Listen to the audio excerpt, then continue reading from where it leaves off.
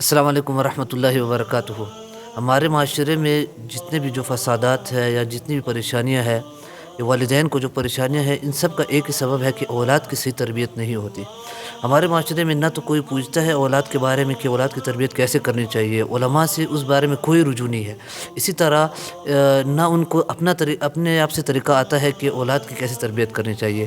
ہمارے یہاں پر اولاد کی تربیت فقط اسے کہتے ہیں کہ آپ اس کی صحت کا خیال رکھیں، اور اسی طرح اس کے مستقبل کا خیال رکھے جو کہ دنیاوی مستقبل ہے، اسے دنیاوی ایک تعلیم دے دے جو کہ ایک ڈگری ہے اسے مل جائے، ڈاکٹری مل جائے، اسی طرح اور کوئی نوکری اسے مل جائے تو وہ اپنا رزق حاصل کر سکے۔ بس اتنی سی تربیت کو ہم تربیت کہتے ہیں، اور یہ تربیت عام معاشرے میں اتنی پھیلی ہوئی ہے کہ لوگ فقط اسے تربیت کہتے ہیں، اور جو دینی تربیت ہے اس کی طرف بالکل رجحان ہی نہیں ہے۔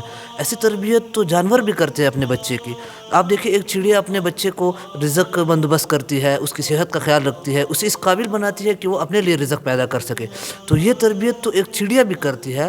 آپ میں اور چڑیا میں کیا فرق ہے جب آپ ایسی تربیت کریں گے؟ بلکہ تربیت اسے کہتی ہے کہ آپ ایسا بندوبست کریں اپنے اولاد کے لیے کہ جس کی دنیا بھی اچھی ہو اور جس کی آخرت بھی اچھی ہو، جو آگے جا کے جب آپ بوڑھے ہو جائے تو آپ کی عزت کرنا جانتا ہو، جو آپ کا جنازہ پڑھنا جانتا ہو، جو اپنے رب کو جانتا ہو اور اللہ اور رسول کو جانتا ہو۔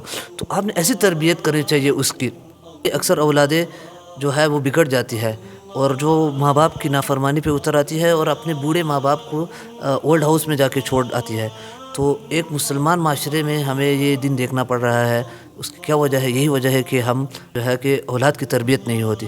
اس سلسلے میں انشاءاللہ تعالی ہم مختصر کلپ کرتے رہیں گے کہ اولاد کی تربیت کیسے کرنی چاہیے، اولاد کی تربیت کہاں کہاں پہ ہوتی ہے، یہ سب چیزیں ہم بتائیں گے انشاءاللہ تعالی، اور انشاءاللہ تعالی یہ سب طریقے ہم بتائیں گے۔ جزاکم اللہ خیر۔